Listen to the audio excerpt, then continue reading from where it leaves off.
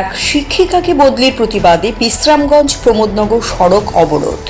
প্রমোদনগর স্কুলের ছাত্রছাত্রীরা মঙ্গলবার সড়ক অবরোধ করে ওই শিক্ষিকাকে বদলির প্রতিবাদে সরব হয়। খবর পেয়ে ছুটে যান জেলা শিক্ষা আধিকারিক মলয় ভৌমিক সহ শিক্ষা দপ্তরের অন্যান্য আধিকারিকেরা।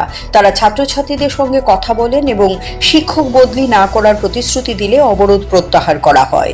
ছাত্রছাত্রীদের বক্তব্য, স্কুলে এমনিতেই শিক্ষক স্বল্পতা, এই অবস্থায় ইংরেজি বিষয়ের শিক্ষিকাকে বদলির ঘটনা তারা মেনে নিতে পারছেন না। স্কুলের ইংরেজি বিষয়ের শিক্ষিকা মৌসুমী দেববর্মাকে প্রমোদনগর হায়ার সেকেন্ডারি স্কুল থেকে অন্যত্র বদলির নোটিশ দেয় শিক্ষা দপ্তর।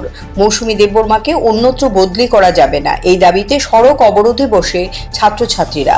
অবরোধের ফলে উভয় দিকে আটকে পড়ে প্রচুর যানবাহন। অবশেষে জেলা শিক্ষা আধিকারিক মলয় ভৌমিক ছাত্রছাত্রীদের কাছে ছুটে এসে তাদের বলেন মৌসুমী দেববর্মাকে বদলি না করার জন্য ছাত্রছাত্রীরা যেন লিখিত আবেদন জানায়। CRI TV, channel for news and entertainment.